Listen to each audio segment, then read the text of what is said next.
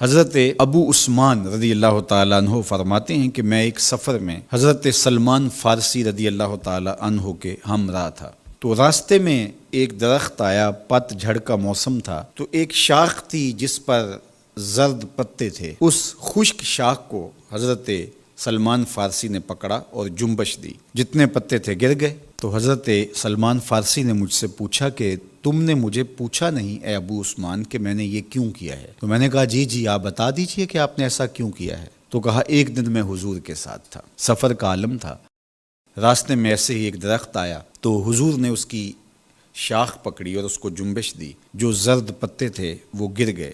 تو میں اس منظر کو دیکھ کے لطف اندوز ہوتا رہا، لیکن حضور نے کہا کہ تم نے یہ مجھ سے پوچھا نہیں کہ میں نے ایسا کیوں کیا۔ تو میں نے بھی کہا جی حضور آپ ارشاد فرمائیے کہ آپ نے ایسا کیوں کیا۔ فرمایا ان المسلم اذا تودع فاحسن الوضوء، بے شک مسلمان جب وضو کرتا ہے اور اچھے طریقے سے وضو کرتا ہے، پھر 5 نمازیں پڑھتا ہے، اس سے خطائیں یوں جھڑ جاتی ہیں جس طرح شاخ سے پتے گر گئے ہیں۔ اللہ اکبر، کوئی ایک پتا بھی نہیں بچا، اور اس کے لیے کوئی بہت زیادہ جھٹکا دینے کی ضرورت بھی نہیں ہوئی، تھوڑی سی جنبش دی اور سارے پتے گر گئے۔ تو کہا اس کے بدن سے گناہ یوں جھڑ جاتے ہیں اور اس کا بدن گناہوں سے پاک ہو جاتا ہے جس طرح شاخ ان پتوں سے خالی ہو گئی۔ تو جب کوئی شخص نماز کے لیے کھڑا ہو تو اس کے گناہ مٹا دیے جاتے ہیں اور بندہ ستھرا ہو جاتا ہے، بندہ پاک اور صاف ہو جاتا ہے۔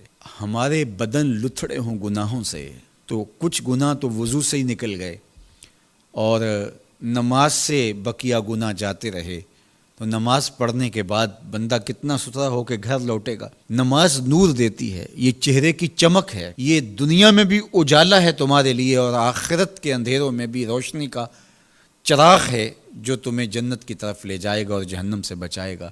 تو اس لیے 5 گانا نماز شعار زندگی بنانے والے اس دنیا میں خوبصورت زندگی گزارتے ہیں، اور میرے اور آپ کے آقا و مولا نماز کے لیے بے چین رہتے تھے۔ جب نماز کا وقت ہوتا تو حضرت بلال حبشی جو کہ حضور کے مؤذن ہیں، ان کو حضور سے جو حکم ملتا اس حکم نامے کے خوبصورت الفاظ دیکھیے۔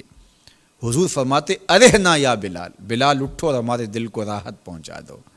اور وہ سمجھتے اس کا مطلب کیا ہے، اذان پکارنی ہے اور نماز کا وقت آئے اور حضور مصلی پہ کھڑے ہوں اور حضور کے دل کو قرار پہنچے۔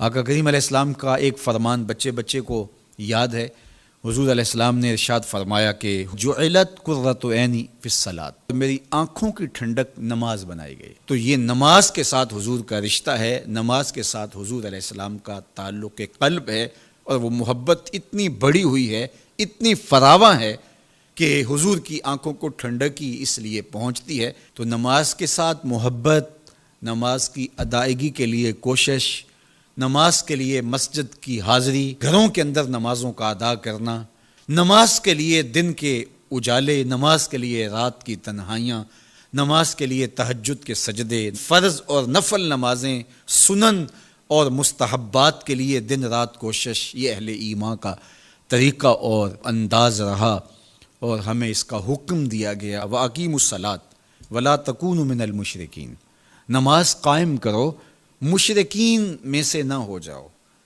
تو مطلب کیا ہوا کہ نماز قائم نہ کرنا، نماز نہ پڑھنا، یہ طریقہ مشرکین ہے۔